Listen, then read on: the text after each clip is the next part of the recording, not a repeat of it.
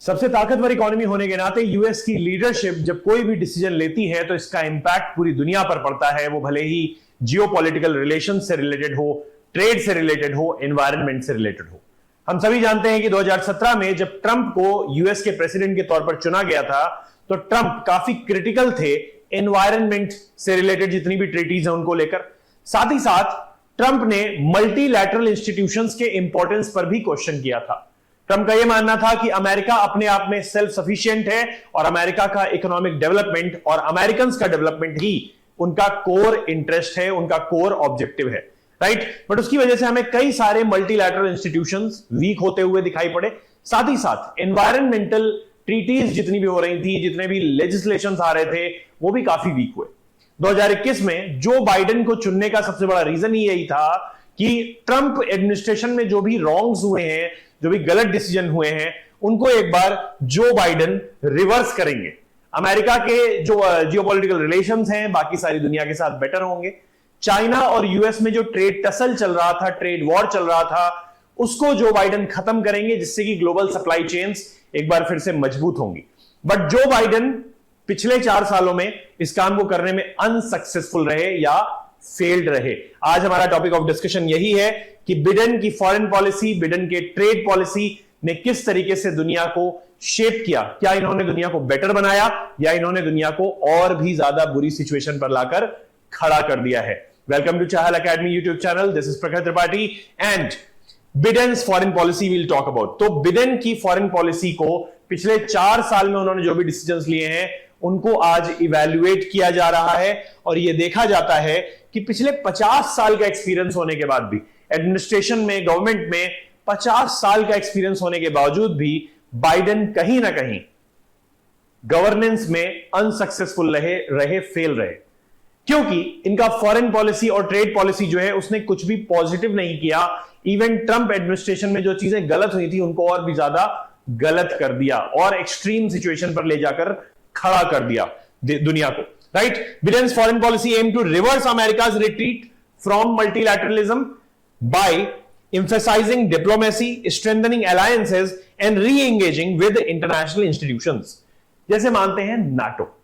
अगर नाटो को हम देखें तो नाटो का एक्सपेंशन जरूर हुआ, मतलब यूएस को ऐसा लगा कि नाटो को एक्सपेंड करके हम नाटो को स्ट्रेंथन कर रहे हैं। नाटो जब एक्सपेंड हुआ ईस्टवर्ड तो उसकी वजह से रशिया को दिक्कत हुई, जिसकी वजह से आज हम रशिया और यूक्रेन वॉर देख रहे हैं, राइट। नाटो के ही कुछ मेंबर्स जो हैं वो ये मानते हैं कि नाटो का एक्सपेंशन गलत है, ये नाटो को और वीक करता है, हमें रशिया की जो रेड लाइन है उसको क्रॉस नहीं करना चाहिए। But Biden administration was so obsessed with NATO expansion कि उन्होंने कहा कि नहीं भाई, हम तो नाटो का एक्सपेंशन करेंगे, हमें फर्क नहीं पड़ता कि रशिया क्या सोचता है। और उसकी वजह से दो देश आपस में लगातार कॉन्फ्लिक्ट में बने हुए हैं, जिसकी वजह से आसपास की इकोनॉमीज जो हैं, यूरोपियन इकोनॉमीज, वो बैडली इंपैक्ट हो रही हैं। इनकी फॉरेन पॉलिसी के जो ऑब्जेक्टिव्स थे वो एक बार आपको बता देता हूं। नाटो को स्ट्रेंथन करना था, यूएस का रोल जो है ग्लोबल अलायंसेस में उसको रीअसर्ट करना था, और साथ ही साथ जो रशिया और यूक्रेन के वॉर में जो अमेरिका का इंपॉर्टेंट रोल हो सकता था उसको एफर्म करना था, राइट। यूएस चाइना रिलेशंस को लेकर ट्रंप एडमिनिस्ट्रेशन के दौरान यूएस चाइना रिलेशंस ऑलरेडी काफी खराब हो चुके थे। जब बाइडेन एडमिनिस्ट्रेशन आया तो यह सोचा जा रहा था कि यूएस और चाइना के रिलेशंस अच्छे होंगे, बट कहीं ना कहीं यूएस और चाइना के रिलेशंस खराब ही हुए हैं, राइट। तो पूरी तरीके से यूएस चाइना रिलेशन डीकपल नहीं हुए हैं, बट अभी भी बाइडेन की पॉलिसी जो थी वो ये थी कि डी रिस्किंग करनी है हमें, मतलब चाइनीज गुड्स हमारे मार्केट को रिस्क ना करें। इसकी वजह से उन्होंने चाइना के ऊपर काफी टैरिफ्स लगा रखे थे। बट इसका इंपैक्ट क्या हुआ? इसका इंपैक्ट यह हुआ कि ट्रेड, सिक्योरिटी और ह्यूमन राइट्स के इश्यूज को लेकर चाइना और यूएस में लगातार टसल चलता रहा, डायलॉग डिलीवरीज चलती रही। कॉन्फ्लिक्ट्स की अगर हम बात करें मिडिल ईस्ट में जो हो रहे हैं, उसमें इजराइल को जो यूएस ने बहुत ज्यादा सपोर्ट दिया, और इजराइल गाजा वॉर जो हमने देखा कि जिसमें ह्यूमैनिटेरियन क्राइसिस लाइक सिचुएशन आ जाती है, उसमें जो पूरी की पूरी कम्युनिटी है ना वो यूनाइट हो गई। शिया मुस्लिम्स और सुन्नी मुस्लिम्स, जिनके बीच में आपस में कम्युनिटी रिलेटेड डिवाइड है, वो एक साथ यूनाइट हो गए कि भाई ये तो ह्यूमैनिटेरियन क्राइसिस है, ये तो बहुत गलत कर रहे हो आप। तो इस तरीके से यूएस की जो सिचुएशन है वो ओवरऑल अगर हम वर्ल्ड में देखें तो काफी वीक हुई है अंडर बाइडेन एडमिनिस्ट्रेशन। इनके जो अगर हम अनइंटेंडेड कॉन्सिक्वेंसेस की बात करें जो बाइडेन की फॉरेन पॉलिसी के, तो यूएस और रशिया के रिलेशंस को बेटर करना चाहते थे, बट इस दौरान इन्होंने रशिया और चाइना के रिलेशंस को बेटर कर दिया।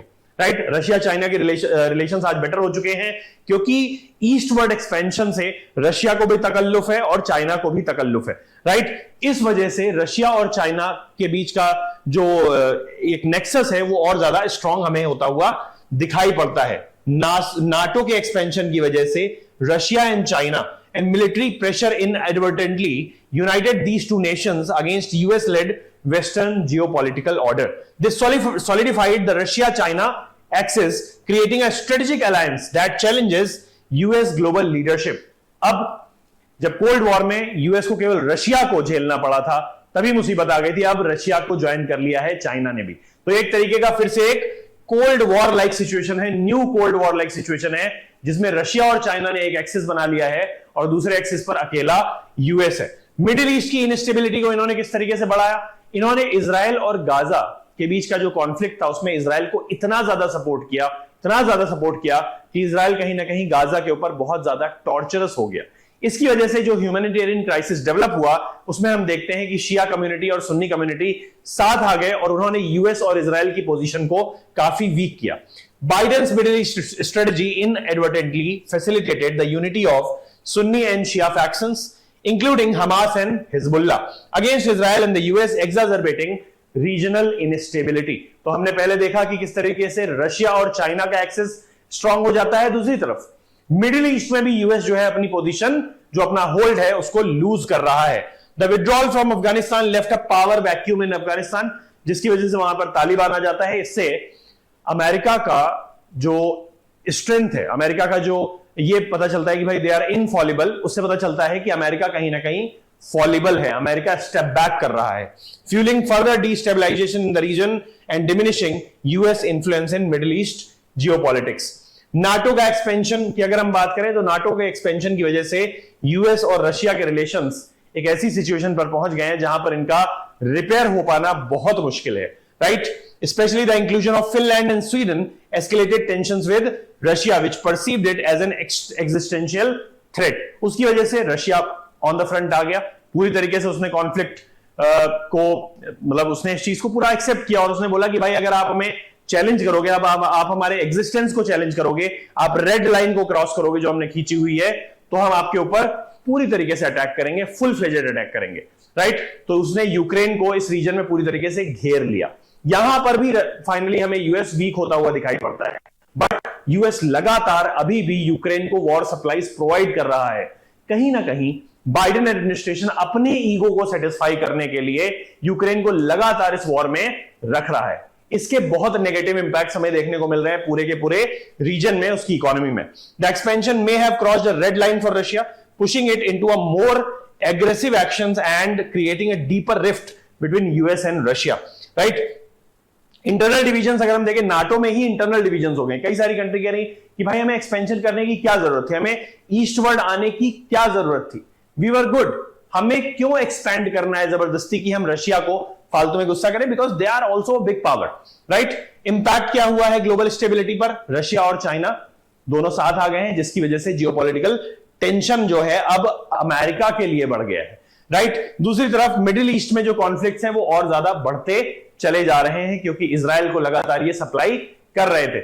इनका जो मेन ऑब्जेक्टिव था वो ये था कि ग्लोबल अलायंसेस को और स्ट्रॉन्ग करें, जितनी भी हमारी कंट्रीज हैं उनको और स्ट्रॉन्ग करें, अमेरिका की प्रेजेंस फील होनी चाहिए। बट अमेरिका की प्रेजेंस कहीं ना कहीं नेगेटिवली फील हुई है। ऐसा माना जा रहा है कि अमेरिका क्या करने की कोशिश कर रहा है, वही अंकल सैम वाली जो इनकी स्ट्रेटजी है कि भाई अगर तुम दोनों के बीच में कॉन्फ्लिक्ट है तो हम बीच में आ जाएंगे और हम आपके कॉन्फ्लिक्ट को दूर करेंगे। बट इसकी वजह से कॉन्फ्लिक्ट्स बढ़ रहे हैं और अमेरिका फेल हो रहा है as a super power.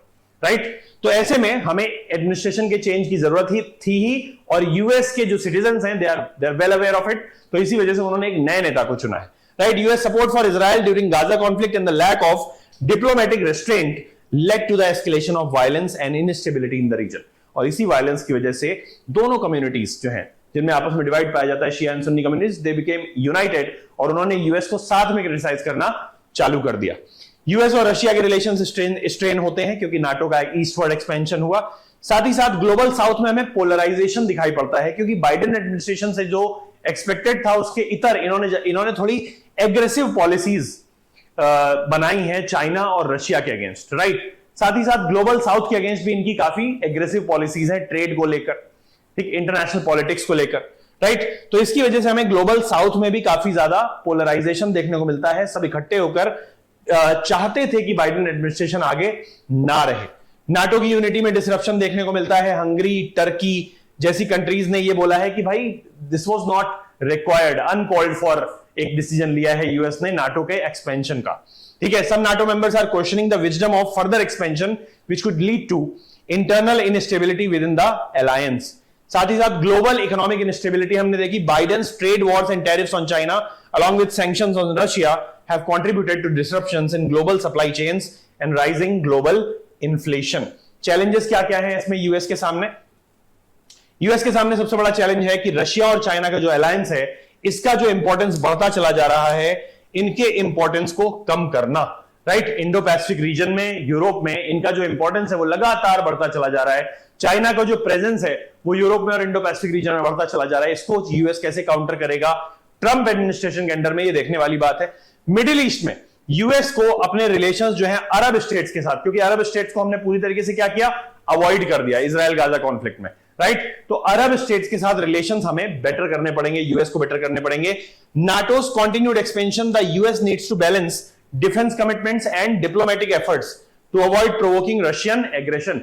Diplomatic efforts बहुत कम हुए हैं बाइडेन एडमिनिस्ट्रेशन में, राइट। वो चाहे इजराइल मिडिल ईस्ट के टेंशन की बात हो या हम बात करें रशिया यूक्रेन कॉन्फ्लिक्ट की, डिप्लोमेटिक इंटरफेरेंस नहीं हुआ, केवल और केवल डिफेंस कमिटमेंट्स पर ध्यान दिया गया। US must adapt to shifting power dynamics in Europe, Asia and the middle east with rising challenges from China, Iran, Russia and Turkey.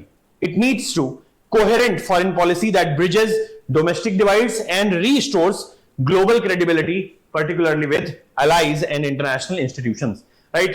तो अब कहीं ना कहीं ट्रंप एडमिनिस्ट्रेशन के लिए मेजर चैलेंज आ गया है कि वो किस तरीके से इन दोनों सिचुएशन के बीच में, इन दोनों सिचुएशन को साथ में कैसे हैंडल करते हैं। ये ट्रंप एडमिनिस्ट्रेशन के सामने सबसे बड़ा चैलेंज है। और इस समय यूएस का जो प्रेसिडेंट है वो कांटों के ताज पर बैठा हुआ है, उसके सामने मल्टीपल चैलेंजेस हैं। तो ये देखने वाली बात होगी कि अगले 4 साल में कितनी सक्सेसफुली ट्रंप गवर्नमेंट जो है वो सेल थ्रू करती है और अमेरिका को एक बार फिर से सक्सेसफुल पावर, एक बड़ा पावर, सुपर पावर की तरह एस्टैब्लिश करती है। यहां पर मैंने एक क्वेश्चन दिया हुआ है कि assess the impact of Joe Biden's foreign policy on global geopolitical dynamics, particularly in relation to NATO, US-China relations and the Middle East. Critically examine करना है unintended consequences of his actions, including the strengthening of Russia-China ties, the US role in Middle East, and shifting balance within NATO. Right? So, if you found this video informative, for more such informative videos, do subscribe to the channel. Stay tuned to the channel. Thank you so much.